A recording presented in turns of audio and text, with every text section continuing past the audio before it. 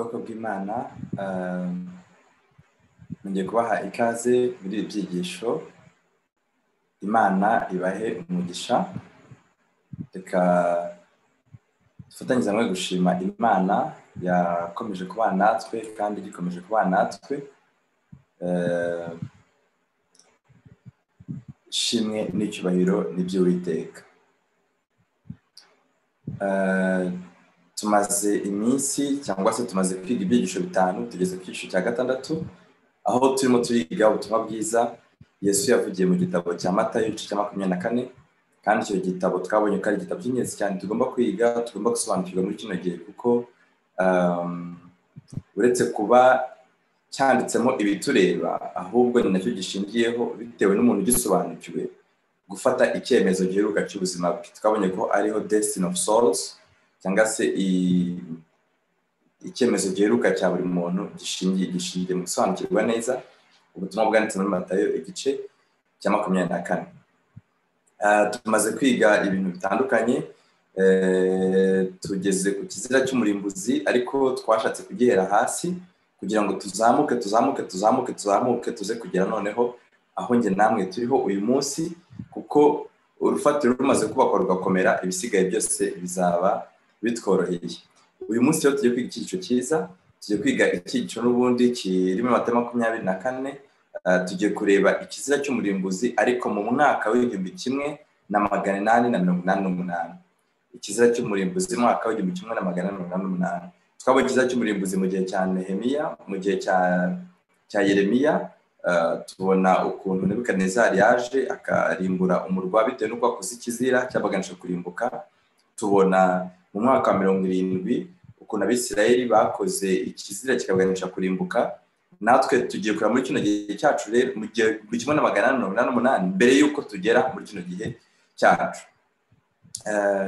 Munyemerere mbere y'uko tugira ikindi kintu cyose dukora, tubanze duce bugufi, duhe Imana icyubahiro mu mitima yacu. Ahasigaye dusenge. Reka dusenge Imana. Mana yacu, Mana dukunda, turagushimiye cyane, izina ryawe rihabwe icyubahiro. Tugushimiye yuko uri hamwe natwe, tugushimiye yuko waturinze, tugushimiye yuko kandi gikomeje kuturinda, tugushimiye amahirwe udufungure kugira tuvuge ijambo ryawe. Turakwiragije, turakwinginze kugira ngo uze ubane natwe, utwigishe, kandi amagambo yawe yazirike kunyiza imitima yacu. Tuzabye mu izina rya Yesu, amen. Amen.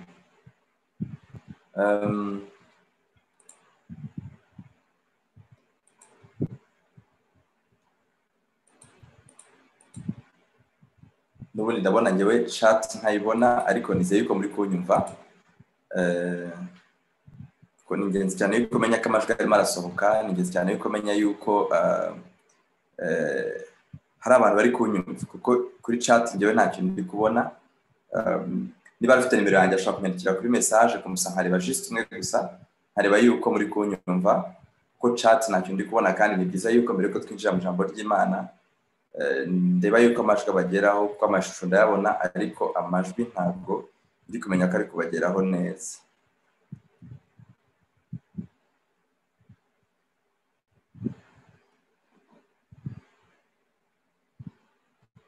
Okay, urakoze cyane brother Gaston. Okay, Imana ihabwe icyubahiro. Ndabona amajwi ari kubageraho neza, amashusho ndi kubibona. Imana ishimwe. Murakoze Clementine, murakoze Jean d'Arc, murakoze mwese. Imana ibaho umugisha. Yewe ntabwo ndi kubireba, kandi sinifuza ko twinjira mu cyigisho amajwi atari kuza. Bon, tugiye kwiga ikizira cy'umurimbuzi mu mwaka w'1888. Kubera iki tugenda tuzamuka buhoro buhoro? Ni ukubera yuko kino cyigisho umuntu uri gusobanukirwe neza biraza kumworohera cyane.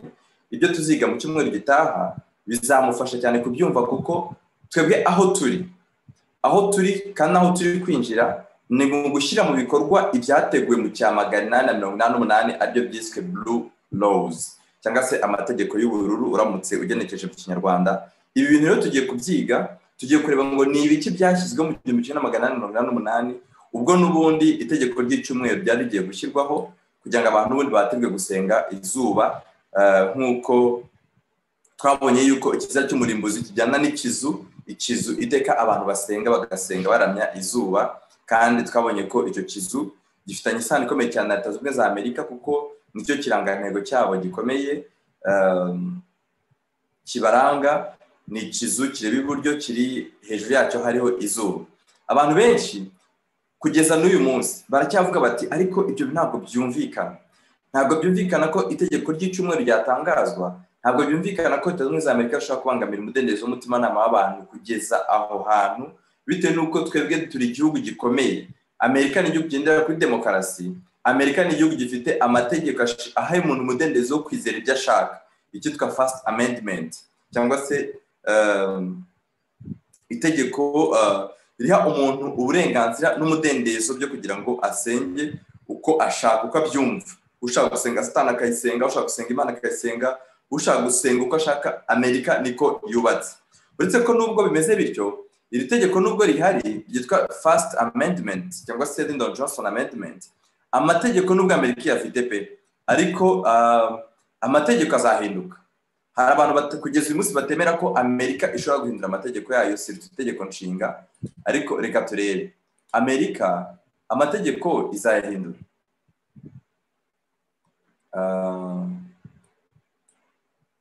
Nyemerere ndebe gato, sorry.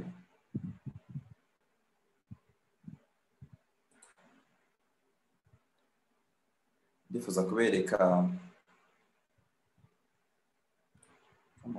okay, ndifuza kubereka iyi screen, kanze wenda nongerezo kugira ngo murebe neza. Ni ikinyamakuru cyitwa The Washington Post, ni inkuru yanditswe tariki 2 z'ukwezi kwa gatanu 2019. Donc bari kuvuga kuri no amendment ya Lyndon Johnson, ivuga yuko amadini cyangwa se ibigo bishingiye kwiyobokamana bitagomba kwivanga muri politiki. Ejo bundi murebe Trump kuntu yavuze, donc numva umwaka ushize bavuze ngo Trump aravuga yuko atitaye ku itegeko cyangwa se kuri iryo teka, kandi ko imiryango ishingiye kwiyobokamana ihawe umudendezo cyangwa se ihawe uburenganzira, are now free to expose, kugira ngo yivange muri politiki cyangwa batange ibitekerezo byabo kuri politiki, uko babona ibintu muri politiki ukuntu bigomba kugenda. Myane magambo, ibintu tugiye kwiga murabona yuko kera iyi amendment yabuzaga abantu biyobokamana gutanga n'igitekerezo, yewe no gusaba ugomba gutorwa, yewe no kuvuga ikintu cyose gifite ahantu gihuriye na politiki. Ariko tugiye kureba ukuntu mu 1888 aya mategeko yose abantu bayarenze bagasa n'abatayitayeho. Noneho murabona aho tugeze, kano nagaciyemo gusa, mubona ko aho tugeze Perezida wa Leta Zunze Ubumwe za Amerika abasha ahubwo kuvuga ngo nge sinitaye kuri no tegeko, abantu bari mu iyobokamana bagomba gutanga ibitekerezo byabo ko babyumva, bagomba gutanga igitekerezo cyabo, bagomba gukora ibyo bashaka, bagomba nabo gutanga ibitekerezo, kandi ibyo bitekerezo bikaba byazashingirwaho kugira ngo abayobozi ba politiki babagira ibyemezo naka bafata. Yaje gusinya itegeko, yaje gusinya iteka ryereka abantu yuko abantu bari muri politiki cyangwa bari mu iyobokamana bashobora nabo kugira uruhare runaka bagira muri politiki. Abantu bari mu iyobokamana bashobora gutanga ibitekerezo byabo, views zabo, bashobora gutanga ibitekerezo byabo, bashobora kugaragaza ibyiyumviro byabo ku bya politiki, ndetse rimwe na rimwe abizera babo ababayobotse cyangwa se abakurikiye abayobozi b'amadini bakaba nabo bagendera kuri ibyo bitekerezo byatanzwe n'abayobozi b'amadini kugira ngo bagire position bafata mu bya politiki. Icyo ni ikintu gikomeye cyane. Tugiye kureba aho gihuriye n'ubuhanuzi, tugiye kureba ukuntu impact cyagize mu 1888. Ni imyaka mike ishize, ntabwo ari imyaka myinshi cyane, kuko Matayo 24 yanditswe. Tugiye kureba ukuntu isa naho umugabane umwe wayo wasohoye mu 1888. Ni ibintu bikomeye cyane. Turaza kureba ukuntu, tugiye kureba ukuntu abayobozi ba politiki, abayobozi b'amadini barengereye amategeko yashyizweho na Leta Zunze Ubumwe za Amerika, bagatangira kwivanga muri politiki mu buryo bukomeye cyane, kandi ibintu byagize impact nini cyane Imana ishimwe yuko byahagaze. Umuntu abasha kwibaza ati ese kuki uwo mugambi wabo utagezweho? Tuzabira mu cyigisho kizakurikira, tuzareba kuki Imana yashimye yuko itegeko ry'icyumweru mu 1888 ritemezwa ngo rihinduke iteka. Murabona rero yuko nubwo abantu batabyemera, ariko ibyahanuwe bizagenza gute? Bizasohora. Umwaka w'1888 ni umwaka utwereka yuko nta kabuza ibyanditswe bizagenza gute? Bizasohora. Niba bizasohora bikaba mu 1888 byarituye ku bantu bikabazaho nk'imvura, ese twebwe uyu munsi tukaba twiteguye ibigiye kuzatubaho? Niyo nsanganyamatsiko y'iki cyigisho, niyo mugambi w'icyigisho, kugira ngo niba mu 1988 baragiye kwisanga bakisanga ibintu baguye hejuru, twebwe tukaba twarabibwiwe imyaka ikabaye myinshi cyane. By the way, mu 1988 nabwo igitabo cy'intambara ikomeye cyasohotse, ni nabwo cyasohotse icyo dufite ubu ngubu cyanditswe mu 1915, ariko bwa mbere version yacu ya mbere yasohotse mu 1888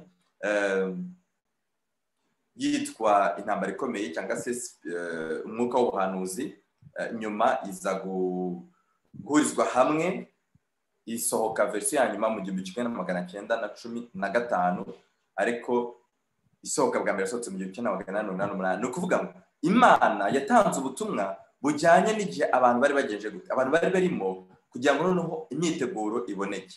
Mbere yuko twinjira mu 1888, munyemere tube twibutse gato iby'isenywa rya Yerusalemu ukuntu byagenze, kuko twarabibonye ejo mu cyigisho cyatambutse n'icyakibanjirije. Twabonye ko mbere yuko Yerusalemu isenywa hari umujenerali wabanje kuhagota witwa Sestius Gallus. Amaze kuhagota, we n'ingabo ze bashinga amabendera, yariho ikizu n'izuba. Noneho abantu babonye icyo kintu gikozwe, babonye ukuntu abantu batangiye kuramya izuba, babonye ukuntu batangiye kuramya icyo kizu kiri ku mabendera, baravuga ngo ikizira cy'umurimbuzi turakibonye, iki nicyo Yesu yavuze, kadufata icyemezo duhunge. Ibyo turabizi. Nyuma y'aho abatarahunze hakurikyo Titusi, ariko we ntabwo yagose Yerusalemu gusa, ahubwo yaranayirimbuye, yaranayisenye. Rero ibintu tugiye kureba bisa naho ari umuburo natwe Imana yatanze, kugira ngo itwereke yuko nta kabuza itegeko ry'icyumweru rizashyirwaho, nta kabuza ubwoko bw'Imana buzagotwa, nk'uko twabisomye muri Luka yuko ubwoko bw'Imana buzagotwa, kandi nitugotwa, igihe cyo gutwa nikimara kugera, abantu b'Imana bizabagora cyane guhunga, kuko twagombye kuba twarahunze mbere yuko igihe cyo gutwa kigenza gute, igihe cyo gutwa kigera. Munyemerere dusome twige iby'umuryango witwa National Reform Movement. Excuse me.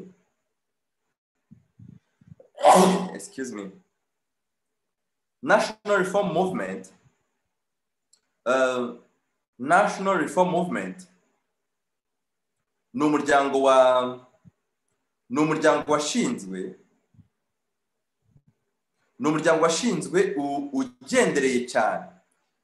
ugendereye gusaba yuko Leta Zunze Ubumwe za Amerika hashyirwaho itegeko ry'icyumweru. Uyu muryango ni umuryango washinzwe mu mwaka wa 1864.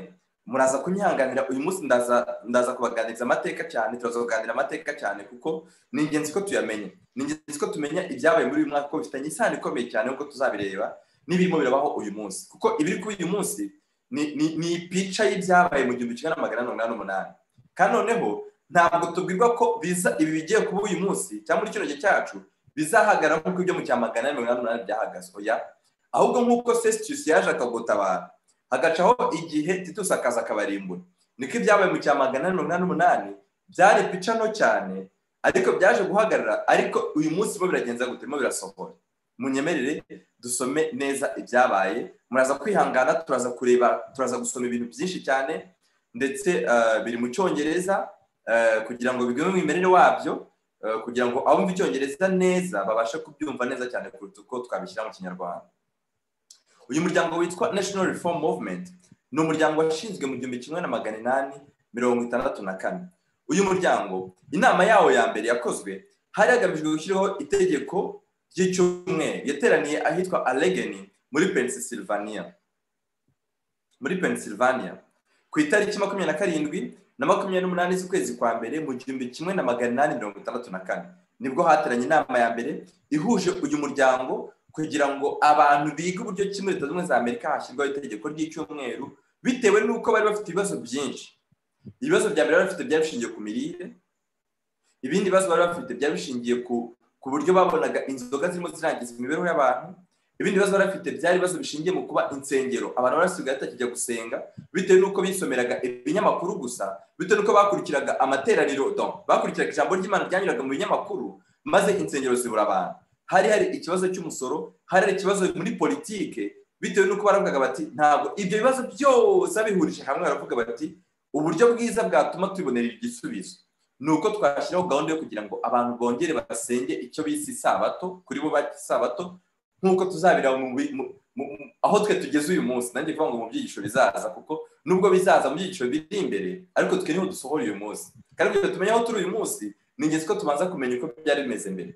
Icyo gihe bahise isabato y'Uwiteka, kandi no muri kino gihe muri 1988 bayitaga isabato. No muri kino gihe tuzabibona mu nyandiko ari Fratelli Tutti, ari Laudato Si, inyandiko za Papa Francis. Tuzareba abayobozi batandukanye mu bya politike ndetse no mu by'ubukungu ndetse no mu by'iyobokamana. Tuzareba ukuntu nabo barimo barashishikariza abantu kubahiriza isabato, ariko isabato bavuga isabato y'Uwiteka, ahubwo ni isabato nk'iyi yarwanirwaga mu cya 888. Uyu muryango witwa ko wari ufite ba vice perezida 120. Nababwiye ukuntu witwa National Reform Movement, mwaza gukora ubushakashatsi, wari ufite ba vice perezida 120. Kandi uyu muryango witwa National Reform Movement wari ufite ikinyamakuru gikomeye, ikinyamakuru kibi cyane, banyuzagamo icengezamatwara ryabo cyitwaga Christian Statesman. Ikinyamakuru cyitwaga Christian Statesman.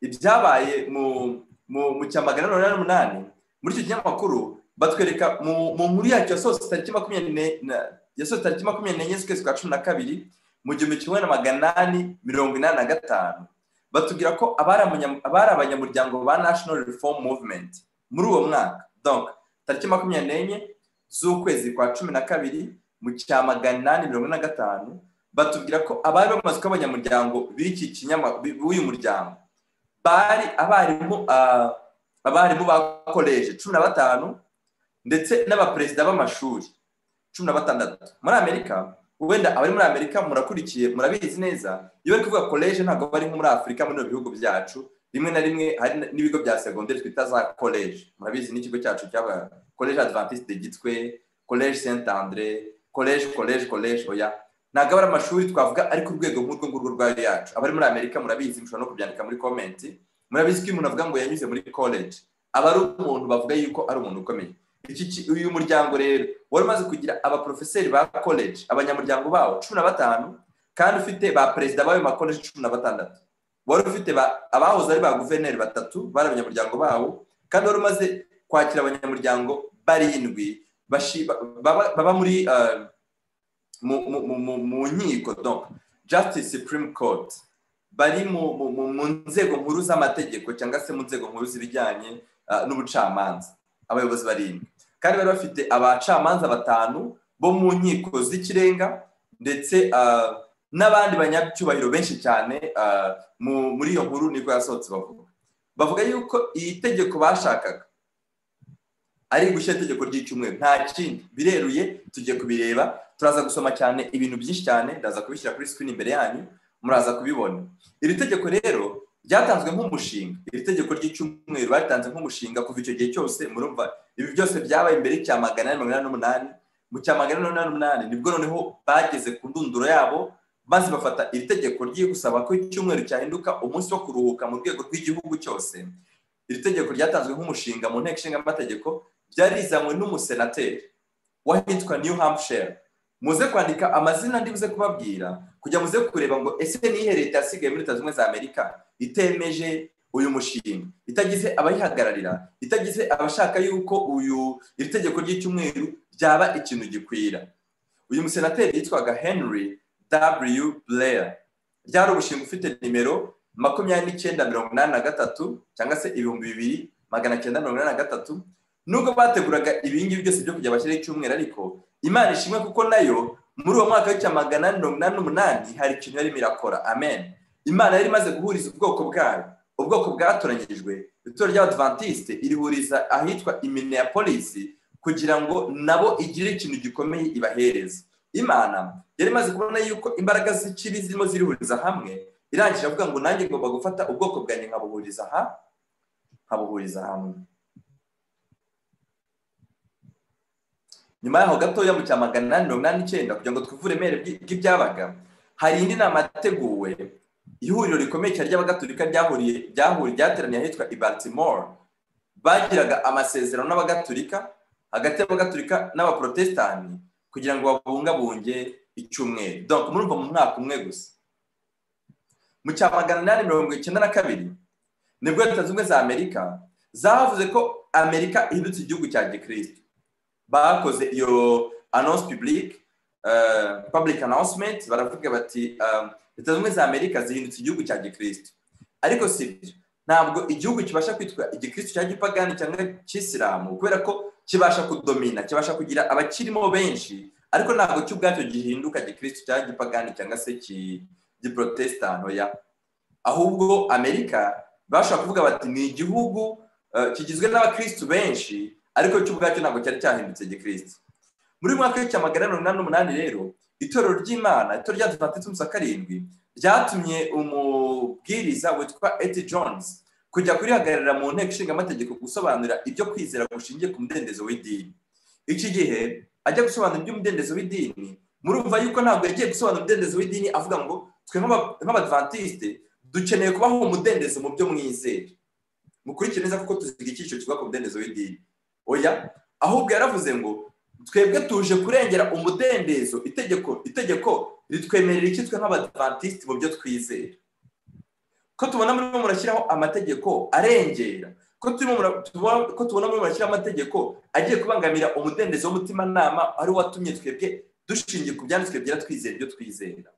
Murumva ntabwo yakoresheje umudendezo w'umutima nama kugira ngo ajye kurengera umudendezo w'idini, ajya kuvuga ngo ariko mwe kujya mubwiriza ibangamira Gatolika, mwe kujya mubwiriza ibangamira Abasilamu, mwe kujya mubwiriza ibangamira abarokore. Dore twese turi abantu bamwe, dore twese tugize ubumwe, dore twese turi umuryango wa Gikristo, dore twese tugize umubiri wa Kristo, nk'uko Gani Diop asiga bivuga, uhagarariye Public Fair and Religious Liberty mu itorero ryacu ry'Abadventiste b'umunsi wa karindwi. Tuzabona uburyo uyu munsi icyitwa umudendezo w'umutimanama cyagoretswe bitandukanye n'icyo E.T. Jones yavuze cyangwa yaragiye guhagarara muri kiriya gihe. Murakurikiye, tugiye kureba ibyabaye n'icyo E.T. Jones yakoze, cyane ko ibitabo turi bwifashishe, ibitabo tugiye gusoma bibiri muri byo byanditswe na E.T. Jones, rero E.T. Jones tariki 13 z'ukwezi kwa 12 mu cya 888, uyu mugabo w'Imana, uyu mugabo w'intwari muri icyo gihe gusa yagize amaherezo mabi, ariko ntabwo turi bwite ku maherezo ye cyane kuruta ko tureba iby'Imana yamukoresheje muri icyo gihe. Yarahagurutse, Imana yamuhagurukije, itorero ibona yuko akwiriye ajya gusobanura, ajya gutanga umucyo, ajya gutanga ubusobanuro bwimbitse bw'icyo Bibiliya ivuga kuri iyo ngingo y'itegeko ry'icyumweru n'itegeko ry'isabato, kugira ngo yerekane uburyo abari gushyigikira icyumweru barimo bararwanya umucyo w'ibyo Imana yasabye. Imana ishimwe yuko icyo E.T. Jones yagiye gusaba cyarumvikanye muri icyo gihe. Mu bigaragara yatanze impamvu zumvikana, nk'uko twabibonye mu byiciro byatambutse yuko mu gihe cyose tuzahamagarwa kujya mu nkiko, mu gihe tuzahamagarwa kujya mu nteko, mu gihe cyose tuzahamagarwa imbere y'abacamanza, Imana izaduha ingingo zibasha gutuma nta muntu umwe wagenza gute watuburanye ngo agenze gute ngo adutsinde. Iki deja n'icyitegererezo cya mbere tubonye. E.T. Jones yahagaze aho ngaho, maze ibyari byarahuriweho n'abantu bakomeye tugiye gusoma bamwe muri bo, Imana yabiburijemo imigambi yabo, Imana ihabwe icyubahiro. Kimwe mu bintu bikomeye tugomba kumenya ni uko Kiliziya Gatolika yarihishe inyuma y'ibintu byose byabaga nk'uko tugiye kubibona. Reka tubanze turebe urwandiko Papa Leo yanditse kugira ngo tumenye ninde wari uri inyuma y'ibintu byose. Papa witwa Leo wa 13, Papa Leo wa 13 mu rwandiko yanditse mu cya 885 yaranditsemo abagatolika bose, abagatolika bose bakwiye gukora ibishoboka byose mu mbaraga zabo kugira ngo batume constitution, batume itegeko nshinga ry'amareta, itegeko nshinga z'amareta atandukanye, donc z'ibihugu ndetse n'andi mategeko bishyirwaho cyangwa se byubakwa mu buryo burengera cyangwa se bubogamira ku nyungu za kiliziya. Kandi abanditsi bose ba Kiliziya Gatolika ndetse n'abanyamakuru ntabwo bagomba guhusha intego ku bijyanye n'iyo ngingo yo gusabwa yuko itegeko nshinga n'andi mategeko bigomba kubogamira ku nyungu za kiliziya. Uyu munsi abayobozi ba za leta batandukanye bafite abajyanama benshi baturuka i Vatican. Bafite abambasaderi, ibihugu byinshi bifite abambasaderi baturuka i Vatican, kandi kimwe mu bintu bikomeye bakora ni ukugira ngo barengere inyungu zituma kiliziya yumvwa ibikorwa byose bikorwa mu nyungu za kiliziya. Murabona ibi ni Papa Leo wabivuze. Ni ukuvuga ngo mu yandi magambo ibintu byose abantu tujye gusoma basabaga n'ubundi babisabaga mu nyungu z'iki ngiki Papa Leo yari yaragenje gute, yari yarasabye. Reka turebe umukardinali ukomeye cyane witwa James Gibbons, nawe icyo yanditse cyangwa se icyo yavuze hano. Nundi bari muri iriya huriro ryitwa National Reform Movement. Reka turebe ikintu bakoze, kuko bakoraga ibishoboka byose kugira ngo itegeko nshinga rihindurwe, ngo tubonye yuko Papa Leo yari yarabisabye. Cardinal James Gibbons yaranditse ngo ndishimye cyane kuba nanjye mfashe izina ryanjye nkaryongera ku rutonde rw'abantu miliyoni nyinshi cyane bifuza yuko isabato ya gikristo itakomeza guhonyorwa, itakomeza kuvogerwa. Iyo avuga isabato ya gikristo, murumva ni umukardinali, yavugaga icyumweru. Nk'uko Papa Francis uyu munsi yari kuvuga isabato, atavuga samedi, ahubwo avuga dimanche. Murakurikiye abantu b'Imana? Ati ndishimye ko nanjye ngiye gushyira izina ryanjye kuri amazina ya miliyoni z'abantu benshi bari gusaba leta yuko ihindura itegeko nshinga, ihindura andi mategeko kugira ngo byose bitume icyumweru kigenza gute, gisigasirwa, icyumweru kiruhukwa mu rwego rw'igihugu. Ibi byabaye mu cya 888. Turabigereranya n'ubwo Sestius yaje akagota umurwa. Amaze kuwugota, uwagombaga kubera amaso ubugingo yarabonye uburyo bwiza bwo gufata icyemezo, kuko nibwo ikizira kirimbura cyari gihagaze hehe, nibwo ikizira kirimbura cyari gihagaze hehe, ari ku gihe cya Sestius, ntabwo ari ku gihe cya Titus. Uyu mugabo witwa Jonathan Edward mu ihuriro ryabereye i New York tariki 26 z'ukwezi kwa kabiri mu cya 873, mwumve amagambo yavuze yerekana yuko icyo bari bagendera, icyo bashakaga cyari iki. Yaravuze ngo dukeneye yuko itorero na leta, dukeneye yuko leta n'amadini byakorera hamwe, kandi ibyo bintu ubwo tubyifuza bizagerwaho.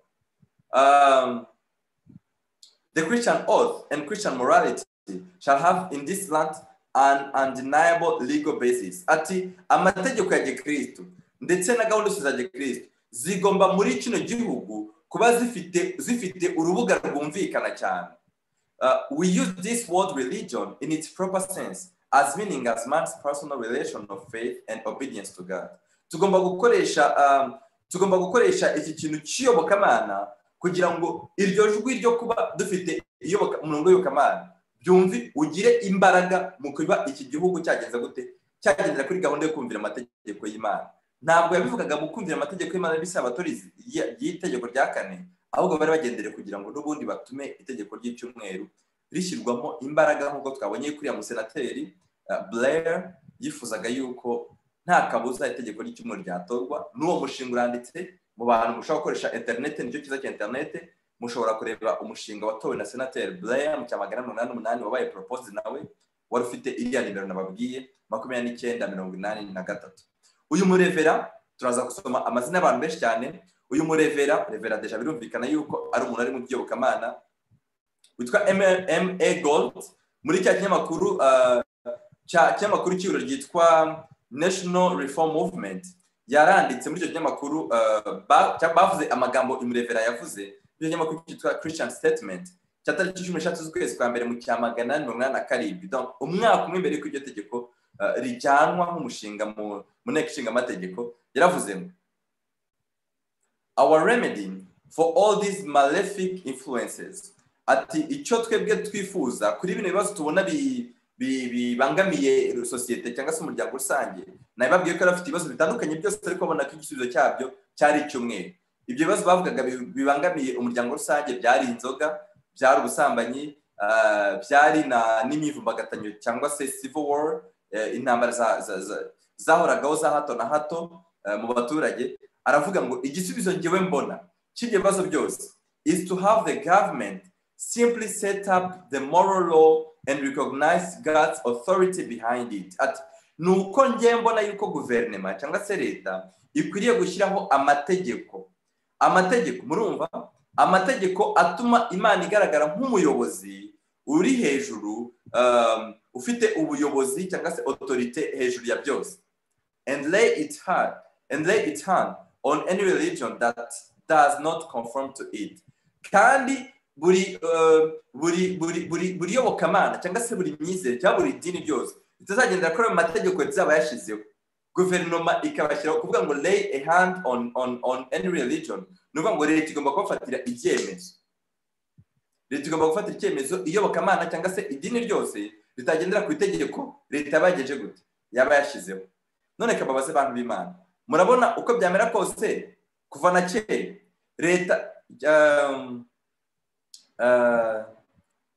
leta yasabwe cyangwa se yahatiwe cyangwa se yashishikarijwe gushyiraho amategeko n'ubundi, kandi igihe kizagera agahana abantu batagendera kuri ayo mategeko. Ibyo tumaze gusoma deje aho tugeze hano nta kabuza niko bimeze. Kandi murabona abari kubisaba ni bande? Abari gusaba yuko leta yagira icyo ikora ni abarevera, ni abayobozi b'amadini bari gusaba leta, ni abaprotestani bari gusaba leta yo kwishyira amategeko. Ntabwo ari Kiliziya Gatolika irimo irabisaba, nk'uko twayibonye ikizira cy'umurimbuzi cyatangiye i Babuloni gikomereza muri Aziya nto, gikomereza ibyo twabonye mu gicucu cy'ejo, gikomereza i Roma, ariko gisoreza muri Amerika mu gihugu cya Giprotestani. Uyu munsi abaprotestani no bagiye kuzagira uruhare runini cyane mu kugira ngo itegeko ry'icyumweru rihatirwe abantu. Amadini ya Giprotestani arimo arakina uruhare runini cyane. Tuzabira mu byiciro biri imbere. Muri kino cyiciro tugiye kuzinjiramo tuzibanda no kuri kino gihe cyacu. Sara amadini ya Giprotestani harimo n'iryo nanjye mbarizwamo rya Kidivantiste. Tuzareba uruhare buri dini ririmo rirakina. Mbega imitego yagiye itegwa amadini ya Giprotestani. Reka tukomeze turebe ibyabaye muri uwo mwaka w'1888. Uyu mugabo witwa Dr. Mandeville, nduva ari muri Chicago, nibagiye kwandika aho yakomokaga. Nduva ari muri Chicago, yaravuze ngo when the Church of God awakes, mu gitoro ry'Imana rihagurutse cyangwa se rikangutse, maze rigakora inshingano yaryo ku ruhande rumwe, na leta igakora inshingano yayo ku rundi ruhande, nta kabuza ibibazo byose muri kino gihugu bizagenza gute? Bizahagarara. Ubwo murumva ito na leta bigomba kugenza gute? Bigomba gufatanya. N'ubundi muri kino gihe bisigaye byitwa abafatanya bikorwa, nyamara ntabwo ariko byigeze umugambi w'Imana. Uyu mugabo witwa Sam Small n'uburyo icyo gitabo cyitwa Civil Government and Religion kuri page 63 yavaga we muri Kansas, yaravuze ngo mwumve ahantu bagirwa baragenda baturuka ku ntara batandukanye. Bimwe biri New Hampshire, ibindi byabereye New York, ibindi Chicago, ibindi Kansas, turakomeza turi n'ahandi. Uyu mugabo witwa Sam Small yaravuze ngo ndifuza kubona umunsi aho itorero rizaba ari ryo musifuzi w'amategeko yose, na leta cyangwa se ari ryo mugenzuzi arbitre w'amategeko yose, na za leta zose ndetse na za municipal kumanuka ukagera hasi mu midugudu, aho amatorero akomeye yose muri kino gihugu azihuriza hamwe mu bwumvikane. Iyo ni ecumenisme, azihuriza hamwe mu bwumvikane cyangwa se mu bintu bahuriyeho, bityo bakaza bagashyiraho itegeko cyangwa se an issue their edict, bagashyiraho itegeko, bagashyiraho gahunda, na leta yaza ikagenza gute? And powers will respect it. N'abayobozi ba leta, abategetsi baza bakumvira iyo mategeko yashyizweho n'iki? N'amadini. None ejo bundi abakurikiye kuba dutangiye gukora bino byigisho mu buryo bwa live, abakurikiye ibyo twarebye turi kureba ubuhanuzi bwasohoye muri kuriya kwezi kwa 10, twabonye ko hari amadini cyangwa imyizere imaze kwihuriza hamwe. Iteka iyo Papa Francis ahuye n'abasilamu basinya inyandiko, iri teka iyo abaprotestants bahuye n'ubugatolika basinya inyandiko. Ese izi nyandiko murabona yuko bitari byarateguwe kuva mu cya 1888 yuko abayobozi b'amadini bagomba kuzajya basinya inyandiko, bagomba kujya bagira agreement, bagomba kujya bagira ubumvikaniraho. Ibyo bintu bumvikanye bakabizana kugeza ubwo za leta zo mu isi zagenza gute? Zabyumvira zikabishyira mu ki?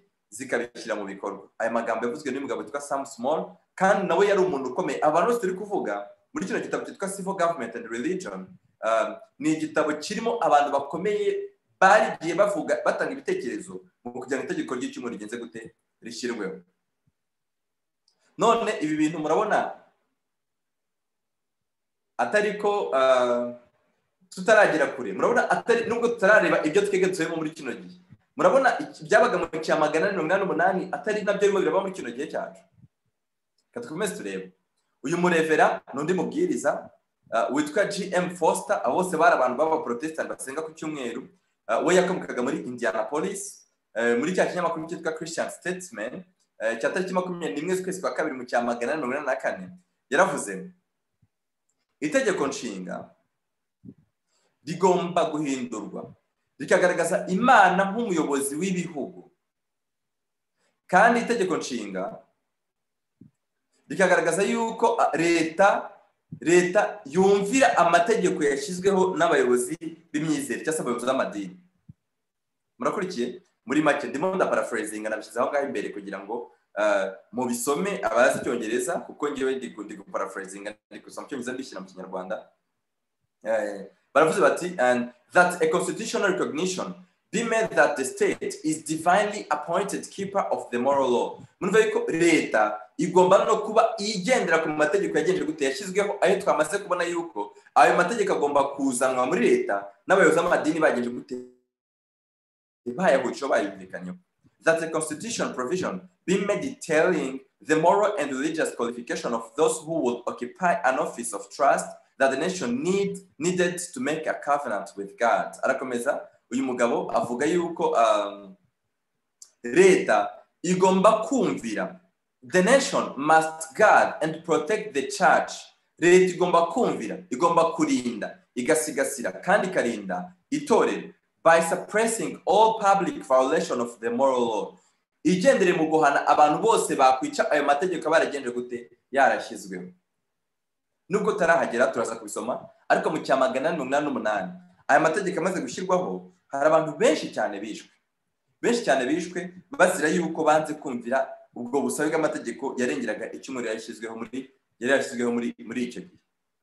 Mu nama yabereye Cleveland, mu nama yiswe Cleveland National Convention, mu gitabo cyitwa Views of National Reform kuri page 33 bavuzemo n'ubundi uburemere cyangwa se imbaraga muri uyu mwaka zari ziri gushyirwamo kugira ngo itegeko ry'icyumweru n'ubundi rigenze gutera itorwa. Baravuze ngo turahamya cyangwa se turashimangira that this religious amendment yuko iri tegeko rishingiye ku iyobokamana, instead of infringing of any individual right of conscience or tending in the least degree of a union of church and state, will afford the fullest security against the corrupting church establishment and form the strongest safeguard of both the civil and religious liberty of all citizens. Wenda abumva icyongereza barabyumva neza, ngiye kugerageza kubivuga muri make mu kinyarwanda. Baravuga bati turashimangira yuko iri tegeko rishingiye ku iyobokamana ritaziye kugira ngo rikureho umudendezo cyangwa se umudendezo w'umutimanama wa buri muntu, ahubwo icyo rigendereye ni ukureba inyungu z'icyaturuka mu itorero na leta biramutse bikoreye hamwe, bityo iryo tegeko riturutse mu itegeko iryo tegeko ryashyizweho n'ubumwe bwaturutse ku itorero na leta. Donc iryo tegeko ryashyizweho no kuba itorero na leta byakoreye hamwe, noneho abantu basabwe kuryumvira, kandi ibyo ngibyo ntabwo bigomba kwitwa yuko bategetswe kutumvira umudendezo wabo cyangwa se conscience yabo. Murakurikiye?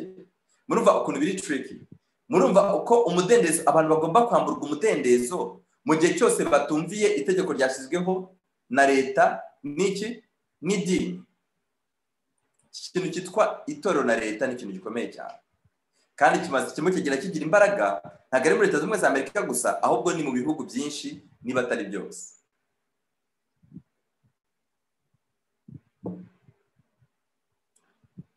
Umudokiteri witwa McAllister, we ni wo muri Ohio, muri kino gitabo cyitwa Civil Government and Religion kuri page y'ijana baranditse ngo reka abagabo yaba ari abayahudi, yaba ari abasenga ku munsi w'Isabato, umunsi wa karindwi, cyangwa se abo mu yandi madini, batizera mu Isabato ya Gikristo. Reka amagambo asoma cyongereza cyo paraphrasing nyuma. Let a man be what he may, Jews, Seventh Day Observer, or some other denomination, or those who do not believe in the Christian Sabbath. Murabona yuko Isabato ya Gikristo atari yo munsi ya karindwi, ahubwo ni umunsi wa mbere. Baravuze bati umuntu wari we wese, abo mu Yahudi, abo usenga ku munsi wa karindwi, cyangwa se umuntu wo mu rindi dini, apfa kuba ateza umunsi w'Isabato ya Gikristo.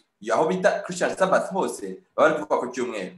Let the law apply to everyone. Ayo mategeko agomba gukorera cyangwa agomba kubahirizwa n'umuntu wari we wese. None murumva umudendezo w'umutima nama cyagiye warubahirizwaga cyangwa ntabwo gubahirizwaga. Niba muri kino gihe muri aya mategeko yaje kuzahinduka kitwa blue laws, niba muri kiriya gihe umudendezo w'umutima nama utarubahirizwaga, kandi aba n'aba doctors, n'abantu biza amategeko, n'abantu bababwiriza, tukabonyemo abarevera. Niba muri kiriya gihe abantu barageze ubwo bagirenga uburenganzira bwo barenga urugero rwo kwima abantu uburenganzira, muri kino gihe twebwe mutekereza ko tuzabuhabwa? I doubt, ndabikekeranye cyane, ndakeka pe, ndabishidikanye yuko bitazakunda. Kandi niko tubibona, kuko nkuko tuzabireba mu byiciro biri imbere, tuzabona ko muri kino gihe cyacu rwose n'amategeko y'urupfu yashyizweho. Guillotine, bya byuma bicishaga abantu babaca imitwe mu Bufaransa, birimo biratumizwa mu bihugu birenze kimwe, yaba muri Amerika, muri Canada n'ahandi tuzabibona. Ntabwo umudendezo uzubahirizwa. Ngibi uyu Dr. McAllister arimo arabivuga, arimo aravuga yuko iri tegeko rigomba kubahwa n'abantu bose. Uyu Dr. witwa Mandeville, we no muri Chicago, Mandeville, we yaravuze ngo abacuruzi b'Itiro, yashatse kugeranya ibyo bucuruzi no mu gihe cyane Nehemiya. Abacuruzi b'Itiro insisted upon selling goods near the temple on the Sabbath, and Nehemiah compelled the officer of the law to do their duty and stop it, so we can compel the officers of the law to do their duty. Aravuze ngo abacuruzi b'Itiro mu gihe cya Nehemiya bajyaga bacuruza maze bakaza gucuruza ibicuruzwa byabo ku Isabato. Murabyibuka ku cyigisho twize kivuga gusiba inzira zijya mu ngo, icyo cyigisho kirano kuri YouTube n'ubundi mwazakireba. Twabonye ko dukeneye gukora umurimo wa Nehemiya kugira ngo icyuho kiri mu gikuta cyangwa se icyanzu cyaciwe tubashe kukiziba, aryo tegeko ry'Isabato. We afashe iri tegeko ry'Isabato ry'umunsi wa karindwi ararigoreka, ashatse kwerekana yuko nk'uko Nehemiya ahamagariye abayobozi b'ubwo bwoko akababwira ati bubahirize amategeko babuza abantu gucuruza ku Isabato, aravuze ngo niko natwe tugomba guhamagara abayobozi ba leta, abayobozi kugira ngo basabe abantu kumvira amategeko agomba gushyirwaho abuza abantu gucuruza ryari ku munsi w'icyumweru. Mu yandi magambo, ubucuruzi bwose bugomba guhagarara ku munsi wa ryari, ku munsi w'icyumweru. Niko byari bimeze mu cya 888, niko no muri kino gihe tuzabireba birimo biragenda bimera mu bihugu nka Polonye. Ndabizi neza ko abantu bakurikiye n'ubyigisho bari muri Polonye, hari abari muri Autriche, muri Austria. Murabizi neza yuko dimanche bigoye, murabizi neza, ndetse mubasha no kubyandika muri comment kugira ngo ibyo mudusangiza n'abandi babashe kugenza gute bashe kubibona. Biragoye cyane kubona service muri Polonye ku munsi w'icyumweru, biragoye no kujya kuretira amafaranga kuri ATM ku munsi w'icyumweru, amafaranga barayavida, supermarket zose zirafunga, imihanda imwe n'imwe ntikora. Kandi mu bindi bihugu mu buryo bumwe abantu batangiye kumenyerezwa yuko bagomba nabo gufunga ku munsi w'icyumweru, bagakora siporo, hakaba ibindi bikorwa bihuza abantu by'ubusabane, amaduka gafunga, imihanda igafunga. Ibyo byose ni ibikorwa bidafite ikindi kintu bigendereye kuzageza ubwo icyumweru abantu bose bagomba kucyumva kandi bagashyira mu bikorwa icyitwa itegeko ry'icyumweru, uko twabyemera cyatabyemera. Ukuri ni ukuri. Uyu mugabo ni umubwiriza kandi na Dr. witwa Briggs, no muri California. We yaravuze ngo, mwumve aya magambo ateye ubwoba yavuze. Yaravuze ngo, you really get more instruction to the church and then let all go as they please on Sunday, so what cannot get at them. Uyu mugabo yarafite ikibazo cy'uko abantu ku munsi w'icyumweru bari batakijya gusenga, bityo yifuza yuko n'abaguraga ibinyamakuru ku munsi w'icyumweru byahagarara, kuko abantu bari batakijya gusenga ku rusengero, ahubwo abantu bisomeraga ibinyamakuru. bityo yumva biramubabaje cyane uyu mu Dr. Briggs arangije aravuga ati ntacyo mwe murimo murakora ngo abantu baze mu nsengero ku cyumweru none murabihoreye mwahise mukavuga ngo ibintu bigomba gukomeza kumera uko bimeze ati ntabwo ariko bigomba gukomeza kumera mwumve amagambo yavuze ngo what a melange, what a dish to set down before a man before the breakfast and after breakfast to prepare him for hearing the word of God. Aha ari kuvuga ku kinyamakuru n'ubundi ibinyamakuru byakwirakwizwaga arangira avuga ngo birabaje kubona umuntu aba afite ikinyamakuru buri mu gitondo mbere ko afata ifunguro rya mu gitondo yanamara gufata iryo funguro rya mu gitondo agagumana ikinyamakuru iwe mu rugo ntahite yumva ko agomba ari inshingano ze guhita ajya ku rusengero cyangwa se mu kiliziya bityo biramubabaza aravuga ati it make it twice as hard as to reach those who go to the sanctuary and keeps many away from the house of worship altogether.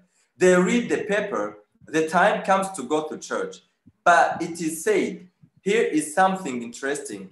I will read it and not go to church today. Murabyumva ndimo ndabyanditse mu cyongereza wenda ndabivuga muri make mu kinyarwanda aravuga ngo uyu mugabo ababaye cyane aravuga ngo birababaje kubona abantu bavuga bati nubundi ntacyo bimaze kujya ku nsengero jewe nubundi ndafata ikinyamakuru uko ibinyamakuru byabaga byenze ijambo ry'Imana ndafata ikinyamakuru nisome ijambo ry'Imana kuruta uko ngewe nagenza gute kuruta uko najya mu rusengero rero bagombaga kubuzanya no gucuruza ibinyamakuru no gucuruza ibinyamakuru byagombaga kubuzwa no gusoma ibinyamakuru bikabuzwa mu yandi magambo murabona yuko icyitwa umudendezo cyagomba gukumirwa mu cya 188 umudendezo w'umuntu ugakumirwa kugira ngo ikigendero kigenze gute kigerweho muri kino gihe niko bizamera cyane rwose tuzareba muri kino gihe cyacu twebwe uko bimeze ni gute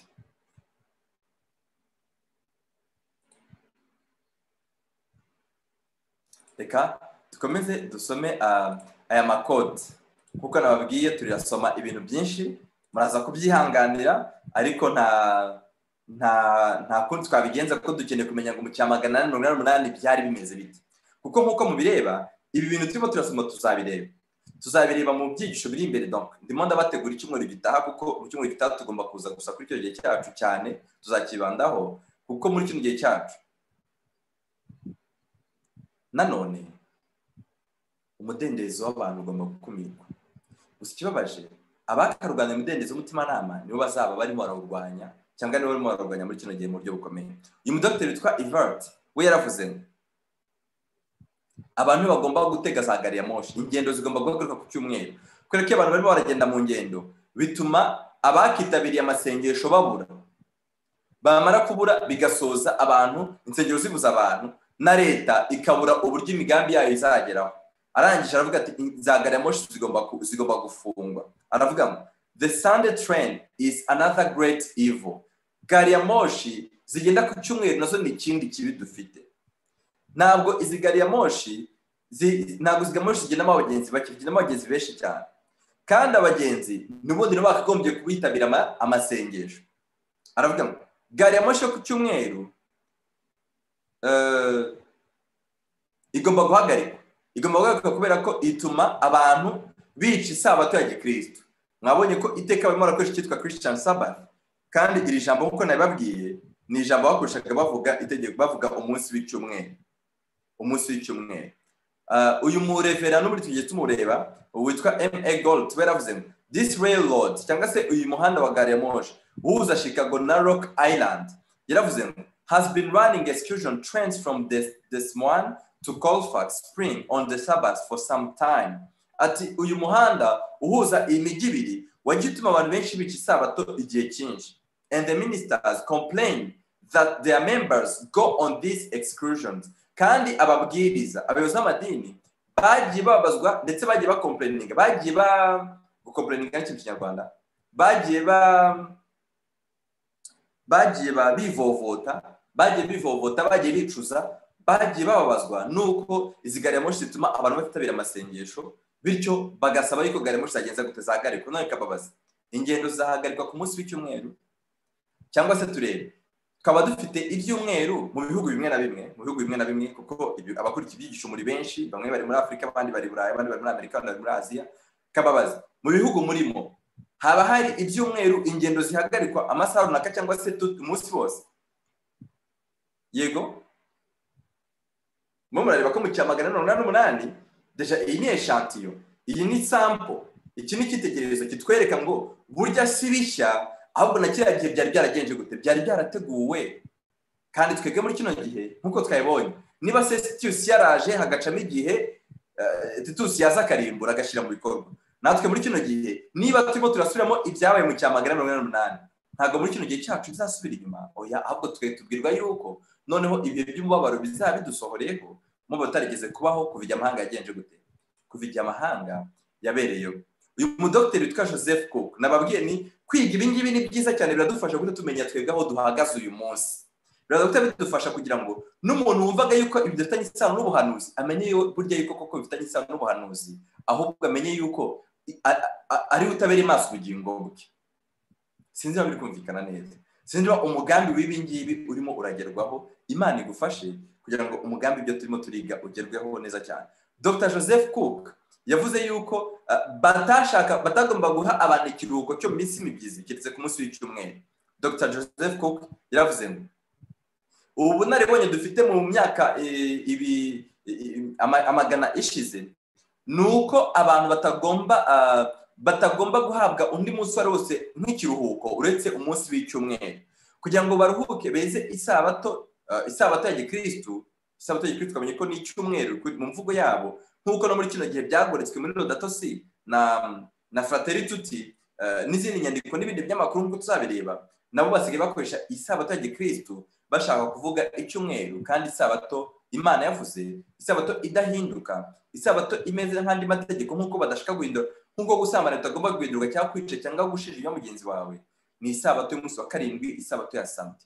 Ariko uyu mugabo yaravuze ngo abantu muri kontra bagomba gusinya, bagomba guhabwa icyumweru nk'umunsi w'ikiruhuko. None kababaza, amategeko y'umurimo cyangwa bavuga amategeko y'umurimo, itegeko ry'umurimo ry'ibihugu, nanjye aho ndi hano itegeko ry'umurimo nararisomye, riha abantu uburenganzira kuruka ku munsi w'icyumweru gusa. Kandi nawe ugenzi w'itegeko ry'umurimo ry'igihugu urimo urasanga ariko bimeze, urasanga burya nubwo uruhuka weekend y'iminsi 2 samedi dimanche, uraza gusanga yuko burya ari faveur wagiriwe, ariko mu mategeko yatowe, mu mategeko yanditse mu bihugu byinshi, si byose ariko byinshi bimaze kwemeza yuko konje abantu bagomba guhabwa ari umunsi wa ryari, umunsi w'icyumweru. Muri iri huriro ryabereye ahitwa Elgin, n'ubundi bavuze yuko umuntu wagombaga kwica itegeko ry'isabato ya Gikristo cyangwa itegeko ry'icyumweru, donc akagenda mu ngendo ku cyumweru, akagura ibinyamakuru ku cyumweru, agakora ubucuruzi ku cyumweru, nka kuriya twabibonye bafata ku bya Nehemiya, akakora n'ibindi bintu byose twabonye byabuzanyijwe. Bamufataga nk'umwanzi wa leta, bamufataga nk'umuntu udakunda igihugu. Ibintu byanditse mu ntambara ikomeye cyane, ntabwo byanditse. Tubwirwamo neza yuko abantu bazabwirwa yuko ari abanzi. Donc bimwe mu birego bazashyira ku bantu b'Imana bashikamye ku isabato y'ukuri, bazabwirwa yuko ari abanzi ba leta. Mu ntambara ikomeye biranditse cyane, ntabwo byanditse. Biranditse page 115. Biranditse neza cyane, muze gufata intambara ikomeye ntoya, musome page 115 baza kwibonamo neza.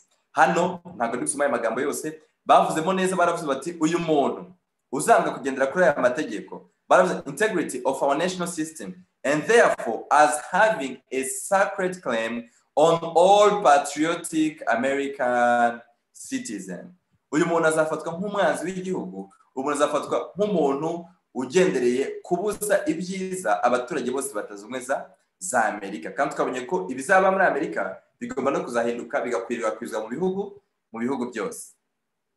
N'ubundi muri iryo huriro bavuze yuko umuntu utazubahiriza icyumweru agomba guhabwa umugayo, muri community, agomba guhabwa umugayo muri societe.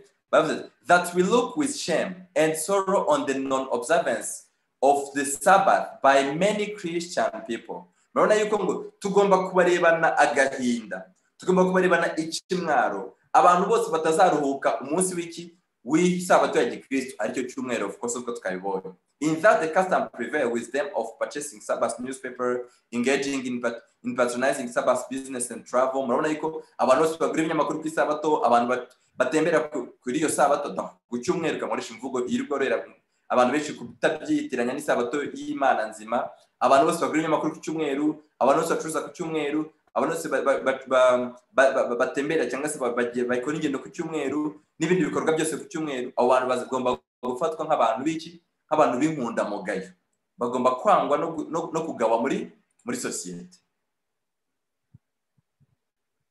kandi muri cya kinyamakuru banyuzagamo amacigiza amatwara yabo cyo muri cyitwa Christian Statesman cya tariki 20/12 mu cya 884 bagaragaza yuko itegeko nshinga ryari ryanditswe mu buryo bwo kurwanya Imana, bityo ko rigomba guhinduka. Murakurikiye abantu b'Imana, itegeko nshinga basabye ko rigomba kugenza gute, rigomba guhinduka uko byamera kose. Aba bantu nkuko twabonye harimo abadokiteri, ibaze umuryango wari ufite ba vice president barenga 120. Satani yari yahagurutse mu buryo bukomeye cyane, ariko Imana ishimwe, Imana ye yarimo iratunganya abantu bayo mu buryo bukomeye cyane, Imana yarabihagaritse, ariko iyo muri kino gihe cyacu ntabwo bizagenza gute, ntabwo bizahagarara. Birakwiye ko tuva mu isi tukagenza gute, tukajya mu ijuru. Ese nawe urifuza kuva mu isi ukajya mu ijuru? Njyewe ndabyifuza, ndambiwe iyi si. Hari abarindi barembye ngo ndambiwe iyi si, ndashaka gutaha iwacu, nkumbuye rya teraniro tuzagira tumaze kunesha. Amen. Nanjye ndambiwe iyi si pe, kandi nabonekeza yuko ni mu ruhande rw'Imana uyirambiwe. Ntekereza yuko ibyagakwiriye kuba tukavuga tuti nibibe barangize uruhare rwabo, tuve mu isi tugenze gute, tuve mu isi dutaha. Itegeko nshinga basabye yuko rihindurwa, aha niho Imana yahagurukije ituma Eti Jones aba umugabo ukomeye, aba umugabo ufite amagambo akomeye, bityo Imana iramufasha atanga argument zaje kumvikana. Zimaze kumvikana ntibaba bakibashije gushyiraho itegeko ry'icyumweru nk'uko byasabwaga muri kiriya gihe. Ariko muri kino gihe cyacu nk'uko tuzayibona mu minsi iri imbere, ndababwiza ukuri, itegeko ry'icyumweru rigiye kuzashyirwaho, ndetse ntabwo ari kera ni vuba, kandi nk'uko twabibwiwe kizaba ari ikimenyetso giheruka cy'uko imbabazi zirangiye ku bantu banze kwihana, kizaba ari ikimenyetso giheruka cy'uko abatinze kuva mu mijyi bagomba kugenda, kizaba ari ikimenyetso giheruka cy'uko imbabazi z'Imana zirimo zirakurwa ku bantu, cyangwa zamaze gukurwa ku bantu. Itegeko nshinga ryagombaga guhindurwa, niko basabye. Murabibona kiriya kinyamakuru abantu bacu bavuze yuko itegeko nshinga ryanditse mu buryo bwa atheism, cyangwa se mu buryo buhakana Imana. Mu nama ya gatatu yateraniye Elgin basabye yuko noneho ababwiriza, abayobozi b'amadini bagomba kuzajya babwira abantu bo bagomba gutora mu gihe cyose babona uzatorwa uzashyigikira itegeko ry'icyumweru. Ngibi imbere yanyu murabibona byanditse muri icyo gitabo cyitwa Civil Government and Religion kuri page 95. Baravuga bati that we give our vote and support to those candidates or political officers who will please themselves to vote for the enactment and enforcing of statutes in favor for the civil Sabbath. Murabibona yuko noneho bageze ubwo barenga rya tegeko rya mbere ryitwa First Amendment. Baravuga bati noneho twe tugiye gushishikariza abizera bacu, tugiye gushishikariza abayoboke b'amadini yacu yuko bagomba kuzajya batora umuntu tubona uzagenza gute, uzatuma itegeko ry'icyumweru rigenza gute, rishyigikirwa. Murabona yuko umwuka wa Satani wari wahagurutse mu buryo budasanzwe. Murabona yuko bantu b'Imana imbaraga z'umwijima zari zamaze kwinjira mu mitima y'abantu, kugeza ubwo nabwo bakoraga ibintu ngiye navuga ngo bisa naho nabo batazi imbaraga iri kubasunika. Niko muri kino gihe cyacu abantu barimo barafata ibyemezo, abantu bari gusinya za dokima, abantu bari gusinya ibyemezo, abantu bari kwiriza hamwe mu buryo nabwo batazi umusaruro uzava mu byo barimo barakora. Bateguraga imyigaragambyo yo gusaba leta gushyira itegeko ry'icyumweru mu cya 888. Hano muri kino kinyamakuru cyitwa Christian Statesman bateguraga basinyaga amategeko basaba leta yuko hashyirwaho itegeko ry'icyumweru. Bagashishikariza abantu gukora imyigaragambyo, bakabwira abantu yuko bagomba gusinya, kandi bavugaga yuko igihe bafite ari kigufi cyane. Parti y'abarepublikani niyo yari ishyushye muri aya mategeko y'icyumweru, niyo bari babishyushyemo cyane. Ikintu gitangaje wenda ngana ku musozo, nubwo twasoreza kuri iyi slide, uyu murevera witwa Milligan yavuze yuko abayobozi excuse me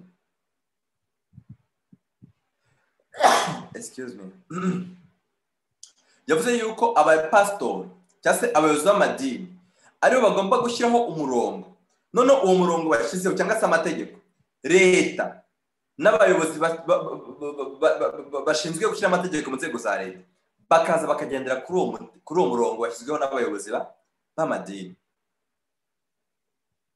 Iki ni ikintu gikomeye cyane mu buhanuzi. Murabizi neza yuko Yesu ajya kwicwa, ntabwo Herode ari we wibwiye ngo reka mucire urubanza. Ntabwo abayobozi b'Abaroma bari muri kiriya gihe ari bavuze batoya reka twe twice Yesu. Ahubwo murabizi yuko amategeko, gahunda, imigambi yacurwaga n'abayobozi b'amadini, abatambyi no bagiye bashyiraho umurongo, none abo bakaza kuempoza abayobozi ba leta kugeza ubwo abayobozi ba leta bagwa mu mitego yo gushyira mu bikorwa ibyacuzwe n'abayobozi b'amadini.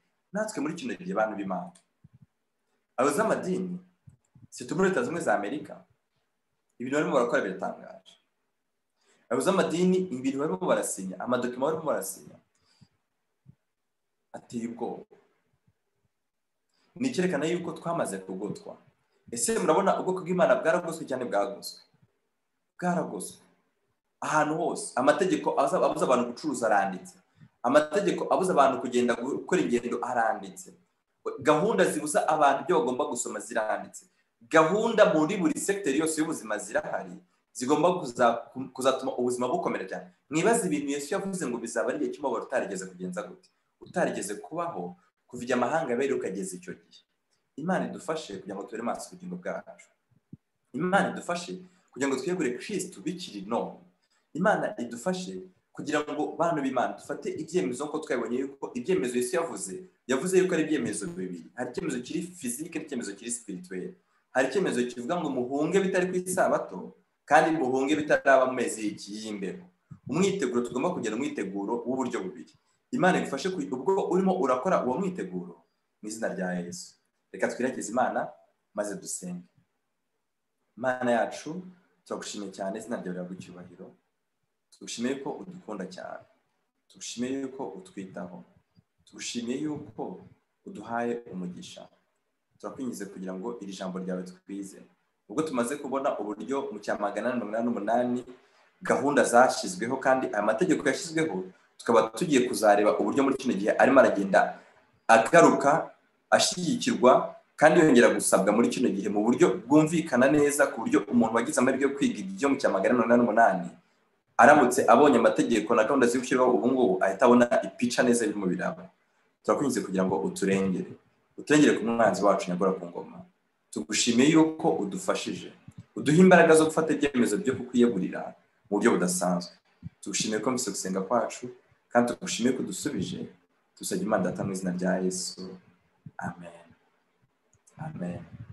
Imana ibahe umugisha kandi ndabararikira n'urukomeza kurikira amateraniro. Ejo ni kwa nyuma tuzatangira mbere gato nzabamenyesha isaha kuko mfitanye amasengesho nabari abantu bo ku bitaro nababwiye. Nta nubwo tuzazikorera hano, muzamubireba yuko igisho tuzagikorera aho ngaho ku bitaro kuko hari itsinda rinini nzasengana naryo. Bansabye yuko twazasengana, vraiment ndaza kureba amasaha nzababwira. Ejo hazabaho guhindura amasaha gatoya ariko ntekereza ko bitazabangama. Imana ibahe umugisha, mugire umugoroba mwiza.